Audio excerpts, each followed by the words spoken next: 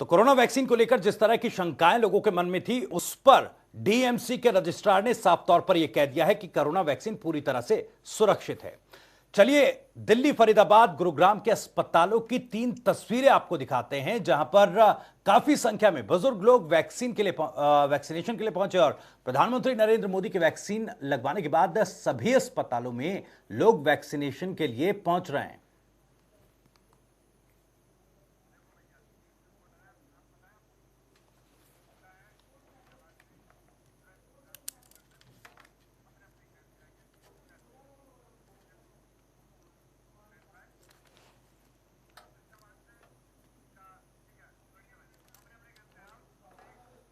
तो हमारे साथ हमारे 3 संवाददाता इस वक्त सीधे मौजूद हैं। पूजा हमारे साथ फरीदाबाद से जुड़ रही हैं, वही गुरुग्राम से विजेंद्र हमारे साथ हैं और दिल्ली से स्पर्श हमारे संवाददाता हमारे साथ बने हुए हैं।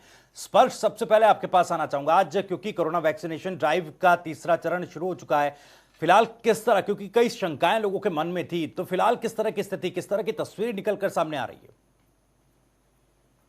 है? देखिए, दिल्ली में लगभग 105 जो सेंटर है वैक्सीनेशन के लिए वो बनाए गए थे, जिसमें से 136 जो प्राइवेट जो वैक्सीनेशन सेंटर है वो बनाए गए थे और 56 जो सरकारी वैक्सीनेशन सेंटर है वो बनाए गए थे। किसी भी वैक्सीनेशन सेंटर से ऐसी कोई खबर निकलकर नहीं आई है कि जो वैक्सीन है उसका रिएक्शन जो है किसी मरीज को जो है होता हुआ नजर आया हो। आज सुबह ही जो है प्रधानमंत्री नरेंद्र मोदी ने भारत बायोटेक की जो कोवैक्सीन है उसका जो पहला डोज है वो जो है लिया है। प्रधानमंत्री नरेंद्र मोदी ने जो कहीं ना कहीं एग्जाम्पल सेट किया है पूरे देशवासियों के लिए कि किस तरीके से जो अलग अलग भ्रांतियां फैल रही थी कोरोना की, जो देश में बनी वैक्सीन को लेकर विपक्षी पार्टियां भी जो है सवाल उठा रही थी। कहा जा रहा था कि जो वैक्सीन है वो सुरक्षित नहीं है, पूरे जो डेटा है वो अवेलेबल नहीं है, वैक्सीन अगर लगवाएंगे तो अलग अलग जो बीमारियां हैं वो हो सकती है, इंपोटेंसी हो सकती है या फिर कहीं हार्ट अटैक जैसी जो बीमारियां हैं वो हो सकती है, मौत भी हो सकती है। इन तमाम चीजों को पीछे रखने का काम जो है आज कहीं ना कहीं सुबह जो तस्वीर निकलकर सामने आई प्रधानमंत्री नरेंद्र मोदी की दिल्ली के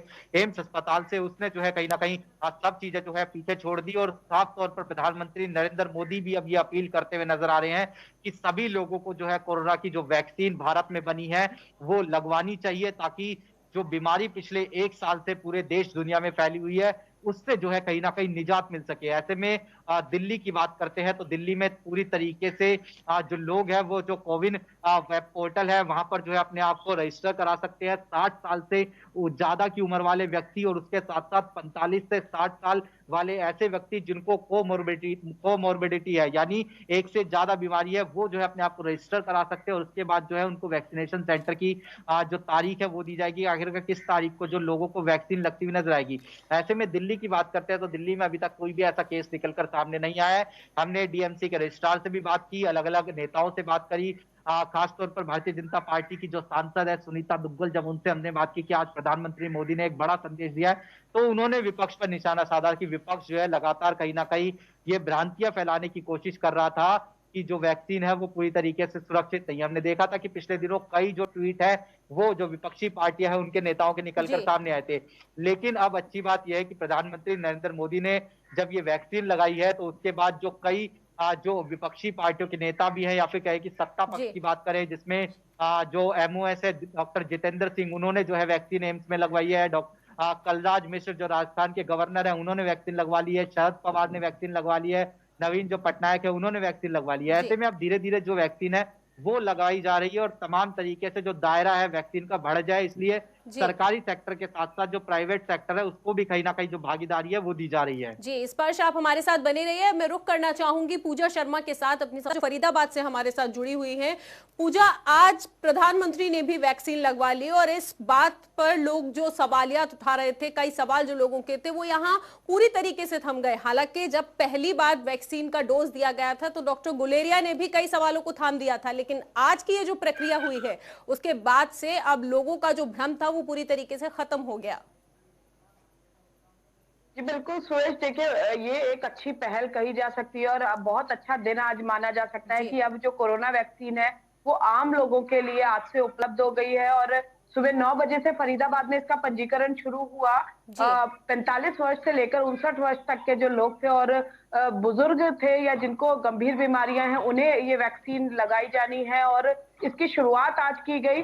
और जी। बेशक जो है विपक्ष काफी भ्रांतियां फैला रहा था, लेकिन पीएम मोदी द्वारा जब कोरोना वैक्सीन लगवाई गई तो इससे लोगों को काफी बल मिला और तमाम भ्रांतियां हैं उसको दरकिनार करते हुए लोग वैक्सीनेशन के लिए आए। कोविड 2.0 जो ऐप है उस पर पंजीकरण करवाया जा रहा है। जो बुजुर्ग व्यक्ति है उनके लिए जो आशा वर्कर है वो घर जाकर पंजीकरण कर रही हैं।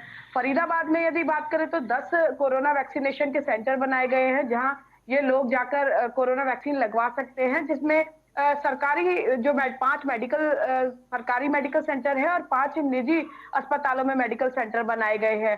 जहां निजी मेडिकल सेंटर है वहां 250 रुपए का शुल्क लिया जा रहा है, जिसमें से 150 रुपए कोरोना डोज का शुल्क है और 100 रुपए जो निजी मेडिकल सेंटर है उनका रजिस्ट्रेशन शुल्क रखा गया है। जबकि सरकारी अस्पतालों में, सरकारी मेडिकल सेंटर्स में पूरी तरह से निःशुल्क है। ये अपने दस्तावेज दिखाकर, आधार कार्ड और जो बाकी नेसेसिटीज है डॉक्यूमेंट्स की, वो दिखाकर लोग वहां पर लगवा सकते हैं। और फरीदाबाद में 4 लाख जो 60,000 का लक्ष्य रखा गया है, 4,15,000 लोगों का लक्ष्य रखा गया है, जिसमें से 3,60,000 लोग ऐसे हैं जो बुजुर्ग की श्रेणी में आते हैं, जबकि 55,000 लोग ऐसे हैं जिनको गंभीर बीमारियां हैं, लॉन्ग टर्म गंभीर बीमारियों के कारण उन्हें कोरोना वैक्सीन लगवाने की श्रेणी में रखा गया है।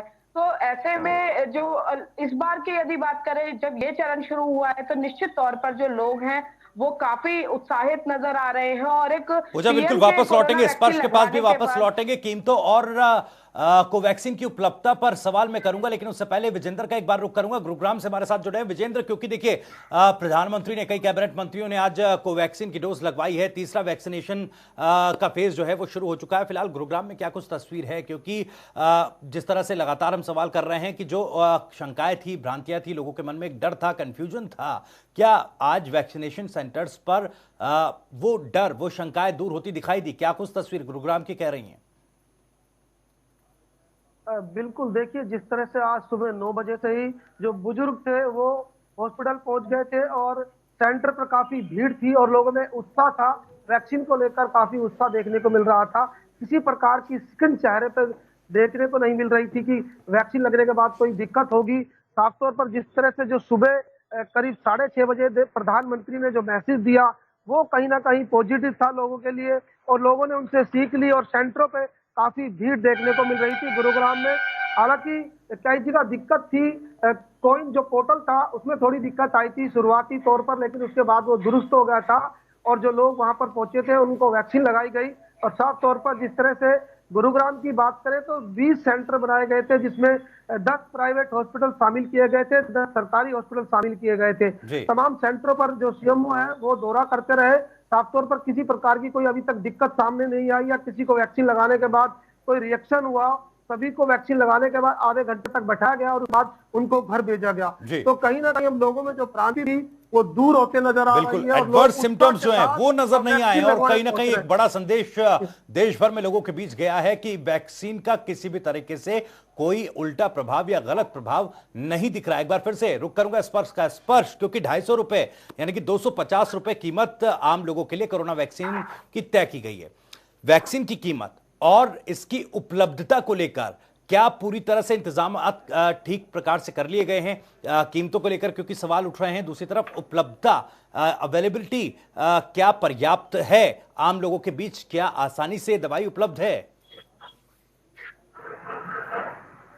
कि बिल्कुल जो भारत सरकार है वो पूरी तरीके से ये देखती हुई चल रही है कि जो कोरोना वैक्सीन जो भारत में बनी है वो जो है पर्याप्त मात्रा में भारतवासियों के लिए जो है उपलब्ध हो। इसलिए जो चरणबद्ध तरीके से जो वैक्सीनेशन है वो कहीं ना कहीं जो है की जा रही है। पहले चरण में हमने देखा किस तरीके से जो तमाम हेल्थ वर्कर्स थे उनको जो है दी गई, फिर उसके बाद जो फ्रंटलाइन वर्कर थे उनको जो है वैक्सीन लगाई गई, और उसके बाद अब ये जिस तरीके से जो 60 साल से ऊपर के व्यक्ति है और फिर 45 से 60 साल वाले ऐसे व्यक्ति जिनको एक से ज्यादा बीमारी है उनको जो वैक्सीन दी जा रही है, इसको लेकर जो है भारत सरकार एकदम प्लानिंग के साथ चल रही है ताकि तमाम जो लोग हैं उन तक जो वैक्सीन है वो पूरी तरीके से जो धीरे धीरे है पहुंच सके। इसको लेकर अब जो सरकारी क्षेत्र है उसके साथ साथ प्राइवेट जो हॉस्पिटल्स है उसमें भी जो वैक्सीनेशन सेंटर है वो बनाए जा रहे हैं ताकि जो लोग हैं वो अपने अपने तरीके से जो है वैक्सीन लगवाते नजर आए। जिन लोगों को फ्री वैक्सीन लगवानी है वो प्री वैक्सीन सरकारी जो अस्पताल है वहां पर, जो वैक्सीनेशन सेंटर है वहां पर जाके लगवा सकते हैं। वहीं ऐसे भी कुछ लोग हैं जो कि सरकारी जो हॉस्पिटल है वहां जाना प्रेफर नहीं करते हैं। वो चाहते हैं कि उनका टाइम बचे, और वो जो है जो कोविन जो वेब पोर्टल है वहां पर जो अपने आप को रजिस्टर करके जो प्राइवेट अस्पताल है वहां पर एक कीमत यानी 250 रुपए प्रति डोज के हिसाब से वो कीमत देकर जो है जी। वैक्सीन लगवा सकते हैं। भारत जो है बड़े पैमाने पर जो है ये वैक्सीन जो है बनाता हुआ नजर आ रहा है। ना केवल भारतवासियों के लिए वैक्सीन बनाई जा रही है, बल्कि जो देश के अलग देश है, अन्य देशों में भी जो भारत है वो जो दोनों ही वैक्सीन है, कोविशील्ड और जो कोवैक्सीन है, उसकी सप्लाई जो है कहीं ना कहीं करता हुआ नजर आ रहा है। ऐसे में पर्याप्त मात्रा में जो दोनों वैक्सीन है वो भारतवासियों के लिए उपलब्ध हो, इसको लेकर चरणबद्ध तरीके से जो वैक्सीनेशन का जो कार्यक्रम है चलिए। वो भारत सरकार की तरफ से फिलहाल कहीं ना कहीं जो है देखने को मिल रहा है। चलिए, बहुत बहुत शुक्रिया स्पर्श आपका इस तमाम जानकारी के लिए। पूजा फरीदाबाद से हमारे साथ जुड़ी थी। पूजा, आपका भी बहुत बहुत शुक्रिया। विजेंद्र, आपका बहुत बहुत शुक्रिया इस तमाम जानकारी और बातचीत के लिए।